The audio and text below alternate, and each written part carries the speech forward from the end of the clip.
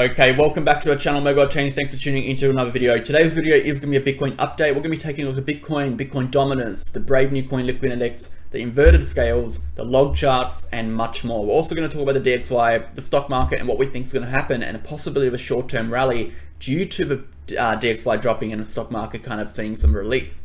All of this stuff is going to be discussed within the video. We also have a few community questions we're going to cover, which are over here. You can go ahead and take a quick read of those. We'll answer those at the end of the video. And before we do get started, I do want to quickly shout out our VIP channel. As you can see, our VIP channel is over here, 411 subs. We have a 25% discount at the moment. You can see 25% sale on all VIP memberships. We only have 9 more spots to give. We've already had 11 spots taken up. This will end within 24 hours. You can see our previous month of May, we had a very profitable month with 29 trades, 27 wins, 700 to 1000% profit depending on your entries, and only 2 losses, guys. And you can go ahead and look through our channel over here. You can see all our posts, all our trades. You can see our trades, for example, over here, posts with entries, targets, stop loss, and potential gains. And we just go ahead and basically give you about 20 to 40 trade signals a month, a whole variety of different market updates, and much more stuff in there. All right, so if you're interested, go ahead. All you need to do is contact me down below.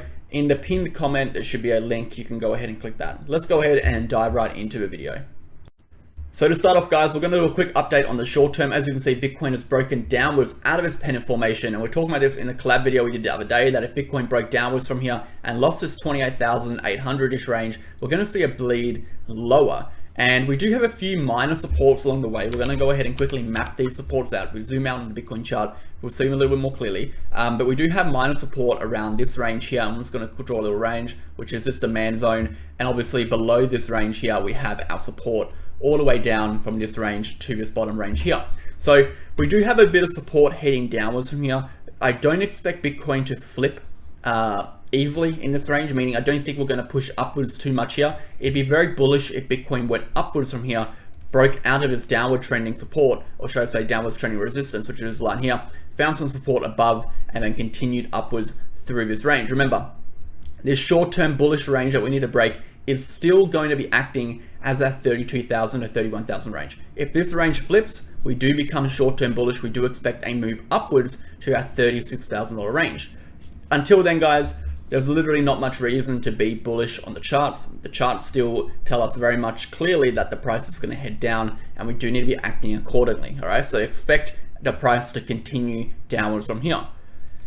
Let's go ahead and take a look at this chart. So as you can see on this chart, we do have this constant area of resistance along this uptrending resistance. And we haven't really been able to push back above there. I've talked a little bit about this chart in the previous videos. I've told you this is kind of my main chart I've been using lately, because it shows these dynamic ranges of resistance and these dynamic ranges of support throughout the chart on this descending channel formation. Now, we do know descending channel formations are bullish in the sense that they are downward consolidations, but we do expect a break upwards at the end, or when the price breaks out of the consolidation, a trend to flip. And we do have that trend flip occurring at this range over here. So we have that initial resistance, which we said 32,000, that we need to break above to be short-term bullish. Then we have that upper resistance, we're at 36,000 to 37,000. If we break above that, we will shoot upwards to that 42K local top, which is that zone we need to break to become macro bullish. Remember, if we break over this level here and find support, we are macro bullish. This is when we are macro bullish. This is when we officially enter the start of a new bull trend, a new uptrend, a new bullish phase. But until it happens, anything before that, anything up to this point, any upward move up to this area here is nothing more than just a swing upwards. It doesn't mean you can't capitalize. We sure as hell will be trading upwards into that swing. I know a lot of people like to think that we don't trade because we're bearish, but that's completely false. We've been trading the entire time. You just have to look at VIP, for example, but we're trading every day essentially. But you can trade short term and be bearish on short term and still get bullish swings, and you can be bearish on a large time frame and still trade short term and get bullish swings. What your large time frame, what your macro view on the market is, doesn't dictate your day-to-day decisions in the sense of your short-term swings. It can, however, dictate whether you're going to be long-term investing, whether you're going to be holding significant amounts, or dictate how much percentage of your portfolio should you be investing per trade. That's what it dictates. So taking a look at what we're seeing over here, we're not seeing anything too good over here, guys. We do have this support range, as I just indicated down over here. and then our next target would be along this range over here. We have a lot of resistance pushing upwards. We have that downward trending resistance. We have this upward trending resistance. We have that $32,000 resistance. But like I said, if we do get a push over 32K, I'll be short-term bullish, and I will be expecting a range in here. I'll be aggressively entering the market. Again, aggressively meaning I'll be entering with a slightly larger amount of money than I've been trading with throughout the entirety of this trend, because we had a downward what should I say, upward consolidation, which was a bearish pattern over here. And I wasn't trading with a lot of money during this period because I knew this was going to break down. And before that, we had this sharp downward decline into the bottom of the wedge. And this was a very bearish pattern. There was no point trading with large amounts of money. But if we do flip upwards from here, this will be the first kind of short-term bullish breakout that we've had that could result in some favorable moves for altcoins and some significant relief. This will be the first move, if this does occur, that would actually provide significant relief for the market, and we could see some altcoins actually do some groundwork upwards. Until then, guys, expect lower prices. Again, even if we come down in here, I don't think I'll be looking to enter. Let's go ahead and talk about our long-term entries now. Let's move over to this chart. So long-term entries, because we've talked about what needs to happen on the short-term be bullish. We've talked about what needs to happen on the larger time frame be bullish, which is closing above. We'll just quickly show you one more time, which is getting above, sorry, this line over here, which is this range over here. Macro bullish, short-term bullish, above 32K. Until then, expect downtrend. You know, what happens? What happens? Do we expect it to go lower? So this is one of my favorite charts at the moment, and it's a chart this is a chart I use to predict the exact top for Bitcoin as well. And I use this in conjunction with a ratio analysis of the RSI, and I'm going to quickly check the video on pause because I actually want to find that analysis for you, and I'm going to bring it up on screen. Okay, so I found it. It's over here, and it's obviously in the VIP channel. We post a lot of charts in the VIP channel that you won't really get anywhere else. But this is over here. So this gray box over here, you can see over here on the, it was the 8th of April, before this massive crash even happened, before people were even talking about it. We were telling you guys that, you know, taking a look at the level 70 on RSI would see a significant crash. And we end up seeing a very significant crash back to that $25,000 to $28,000 range, which was a 65% drop. We actually saw a drop down to $28,000 on that drop down. So we got that perfectly. And moving upwards from there, we even did a further analysis. And I just want to quickly find it. I think it was over here, predicting where the exact bottom would be on this initial drop. And we told you guys, doing a date to ratio analysis. So this is a Bitcoin RSI vertical analysis, the MACD and RSI on the 1 month chart, taking into consideration horizontal lengths and key dates on the monthly. We calculate the average difference between monthly bottoms and tops using real values on each date, as you can see over here, giving our standard deviations of plus 17, minus 17 days, plus 13, plus 29, and plus negative 14 days, with an average of 11 days. We use this to calculate from this exact top. We would see June 1st, a bottom, very likely we continue to see lows from here, and August 1st, we would have seen the drop to be completed. We saw that. All right, we saw that. We saw by July, June, we saw the push upwards. We got that exactly correct. By August, we would have been in a new uptrend, and we predicted that about 7 months before it even happened. So this chart is particularly phenomenal at predicting long-term price movements. And I've been telling people so many times that this chart is the best chart and the most important chart in cryptocurrency. And that is why we answered a community question last week. They asked that if we saw an 83% drop from here downwards, we would technically be invalidating this chart, and I don't want that to happen, and I don't think anyone here should want that to happen. Although it would be great buying Bitcoin at 12K, you have to consider that losing this uptrending support line would invalidate everything we have here. Every bit of data we have, it would be no longer valid in the sense of current predictions or future projections. So utilizing this chart, sorry, my neck is a little sore.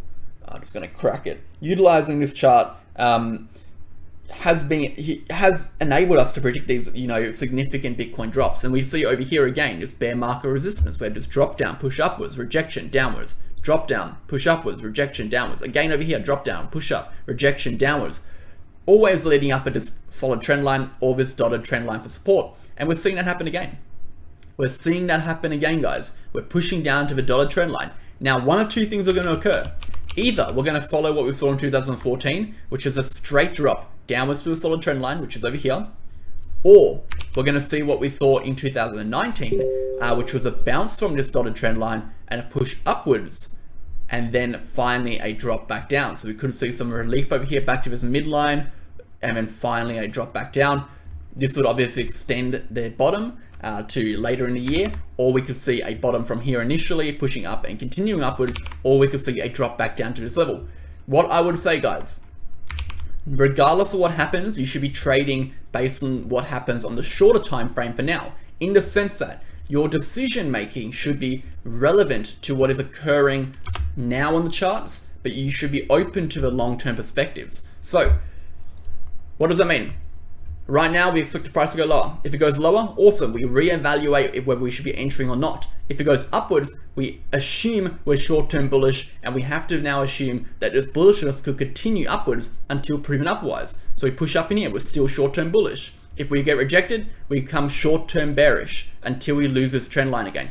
Otherwise, we become macro bullish when this breaks upwards. So our predictions or our expectations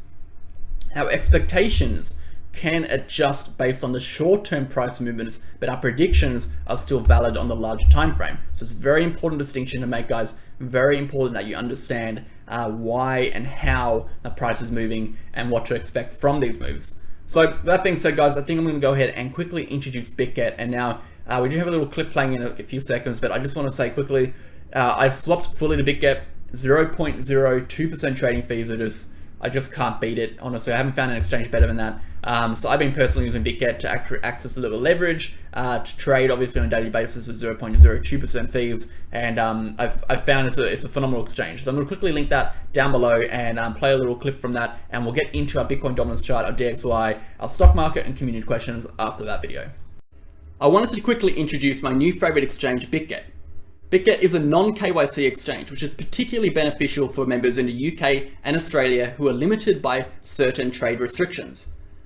Bitget has 250 plus spot trading pairs, as well as 60 plus leverage trading pairs, up to 125x leverage.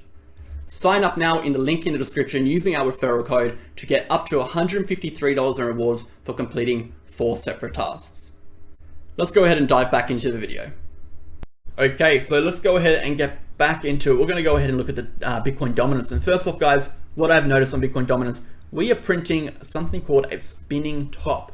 Now, we saw a spinning top before. Take a look at this. Spinning top candle. We saw a drop down. Again, a spinning top candle. We can expect a drop down. Now, spinning tops represent periods after either significant upward movement, so significant upward movement, which we have seen, or a downward movement that represents a period of indecision or stagnation between the bulls and bears. It's showing that the bulls are losing strength, or the uptrend in this essence is weakening or losing strength, and a significant shift in strength in this trend. And it usually happens after significant moves up or down at periods of major resistance. We can see we're at a major supply, or should I say supply zone, so resistance zone in this range over here, major resistance, and of course lower we have this major range of support. So what do I think Bitcoin dominance is going to do over here? Well, we're at resistance now. We have to expect, because we're at resistance, that we're going to come down. So where do I think it's going to go? We can go ahead and draw some supports in. I think we could see a retracement back to about 45 around this level, and potentially into a range below around 44. So on the short term, guys, I think Bitcoin dominance should retrace, and I think if Bitcoin dominance retraces and the total cryptocurrency market cap can push upwards at the same time, we could see some significant movement for altcoins. I know I'm just taking a look at my other charts over here. For example, this coin over here, I don't know if you can see on my screen, Rune is at the bottom of a very major support zone down over here. You'll see it over here, and we could see some significant bounces. Just one coin, for an example. But we do have to be patient with it, to be aware of what is going on, because obviously if Bitcoin dominance does push through here, significant drops we will face for altcoins. They will drop another 60, 70%. So keep that in mind. Nothing is confirmed, because this daily candle we're seeing right now is still in play. It is still in play. So we haven't actually printed anything. We just printed a spinning top, but we could just push upwards from here. If we get this daily candle to close lower than the opening or the lowest price of this coin, of this period, sorry, we could see a further drop down into that range, and therefore some altcoins kind of recover a little bit. So keep that in mind, guys. We could see some potential buying opportunities in the short term. Now, pairing that up with the current Bitcoin price, if Bitcoin does drop, being that the total cryptocurrency market cap is made up of Bitcoin predominantly, if Bitcoin does drop further here significantly, regardless of whether Bitcoin dominance goes up or down, we could see the whole market crash a little bit. So altcoins could be taken down too. So there's a few different scopes and angles we have to look at here. It's not just black and white. It's not just clear cut. There's a few different scenarios that could play out. We do have to be aware of all these different scenarios. Taking a look at this chart over here, which is a cool chart, inverted chart for Bitcoin. This is just representing the descending wedge. We do know descending wedges are bullish patterns, and we do expect to break upwards, and we are breaking through this major resistance. What does that say? We break through resistance, we're going to push upwards. Where does it take us? 21,000 to anywhere between $21,000 to $24,000 in November. So this range over here is something to be looking at, and rejection at this range will be your entry point, your buy-in point for a push potentially back downwards. All right, guys. So keep your eyes on that chart there. It's a real important one. Taking a look at some stock markets, so we can see some of the stocks are bouncing. Netflix bouncing a little bit. Take a look at PayPal, and obviously the S&P 500. It's bouncing a little bit too. Let's go ahead and bring that up. And this is one of those things that I think Wolf was talking about a fair bit, which is quite confusing because we see Bitcoin significantly dropping. We see the traditional markets increasing. And we see Bitcoin, DXY decreasing. And when DXY decreases, we see a shift of money or outflow of money in relative strength from dollars to assets. And we haven't seen cryptocurrency market really soak up any of that inflow yet, which is probably the best term to use. And it'd be interesting to see what actually happens here if Bitcoin and cryptocurrency market could soak up some inflow. But like I say, prices move between demands and supports. Regardless of what happens, it will move between demand and support. We have a lot of rejection over here, a lot of supply, a lot of resistance zones. We do have to move down to the next demand zone. I think we push lower before we see any inkling of support or a potential move upwards. Okay, guys. I want to end the video with a few community questions. Let's go ahead and dive right into those now. Okay, let's dive into a couple community questions. We have a question from Babak. I think that's how you say your name. Do you believe in taking risk-reward ratio trades of 1 to 1 if the outcome looks extremely likely?